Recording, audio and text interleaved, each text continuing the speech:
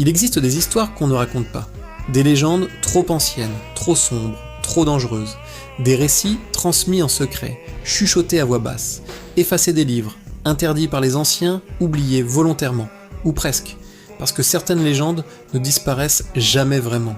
Elles reviennent, elles attendent, elles se transmettent dans l'ombre. Aujourd'hui, je vais te raconter les légendes interdites qu'on ne devait jamais raconter. Chapitre 1. Le visiteur de minuit. Dans certains villages isolés, on raconte qu'un homme apparaît toujours à la même heure, minuit. Il ne frappe pas, il ne parle pas, il reste immobile devant la porte, comme s'il attendait qu'on l'invite à entrer. Ceux qui ont ouvert disent donc qu'il n'avait pas de visage. Juste une silhouette, une présence, un vide. Les anciens disent, si tu entends 3 coups à minuit, ne réponds jamais. Personne ne sait d'où vient cette légende, mais dans ces villages, personne n'ouvre la porte après minuit. Chapitre 2. Elle, ombre des menteurs. On raconte comme il existe une ombre qui suit ceux qui mentent trop. Pas une ombre normale, une ombre qui bouge quand tu restes immobile, une ombre qui se rapproche quand tu mens, une ombre qui disparaît quand tu dis la vérité. Certains disent de l'avoir vue dans leur chambre, dans la rue, dans un reflet, une ombre qui n'était pas la leur. Les anciens disent « l'ombre des menteurs ne punit pas, elle attend ». Personne ne sait ce qu'elle attend. Chapitre 3. Les traditions effacées. Dans plusieurs régions du monde, il existe des traditions dont personne ne veut parler. Des rituels anciens, des chants oubliés, des symboles effacés des murs, des fêtes supprimées du calendrier. Quand on demande pourquoi, les habitants répondent toujours la même chose. On ne fait plus ça. Sans expliquer, sans détailler, sans regarder dans les yeux. Chapitre 4. Les rituels interdits. Certains rituels étaient tellement dangereux qu'ils ont été interdits. Pas par la loi, par la peur.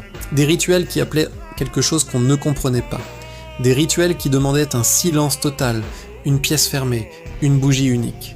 On raconte que ceux qui les pratiquaient n'étaient plus jamais les mêmes. Certains devenaient silencieux, d'autres disparaissaient, d'autres encore disaient qu'ils n'étaient plus seuls dans leur propre corps. Aujourd'hui, ces rituels ne sont plus pratiqués, du moins, c'est ce qu'on dit. Chapitre 5. Les présences silencieuses. Dans certains lieux, on ressent quelque chose. Pas un bruit, pas une ombre, juste une présence. Une sensation d'être observé, suivi, accompagné.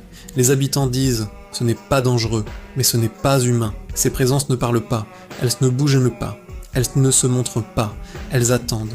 Toujours, personne ne sait ce qu'elles veulent, personne ne sait d'où elles viennent, mais tout le monde sait qu'elles sont là. » Chapitre 6. Les villages qui se taisent. Il existe des villages où personne ne raconte les légendes. Pas parce qu'ils ne les connaissent pas, parce qu'ils refusent d'en parler. Quand on pose une question, ils changent de sujet. Quand on insiste, ils se ferment. Quand on insiste encore, ils demandent de partir. Ces villages ont des histoires qu'on a qu'ils ne veulent pas réveiller. Des disparitions, des nuits sans lune, des silhouettes dans les champs, des cris qu'on n'explique pas. Ils disent « ce qui dort doit rester endormi » et ils ne racontent rien de plus. Chapitre 7. Pourquoi ces légendes reviennent ? Ces légendes ne disparaissent jamais. Elles reviennent toujours, parce qu'elles parlent de nous, de nos peurs, de nos secrets, de ce qu'on refuse de voir. Les légendes interdites ne sont pas seulement des histoires, ce sont des avertissements, des fragments du passé que les anciens ont essayé d'effacer, mais qui reviennent quand on en a le plus peur. Et si ces légendes existent encore, c'était peut-être parce que elles disent de quelque chose que personne n'a jamais voulu entendre, ou trop. Certaines histoires ne devraient pas être racontées, mais elles existent, elles circulent, elles reviennent, et parfois, ce sont les légendes interdites qui en disent le plus sur ce que nous sommes vraiment. Si tu veux une vidéo complète sur les légendes les plus dérangeantes du monde, dis-le en commentaire.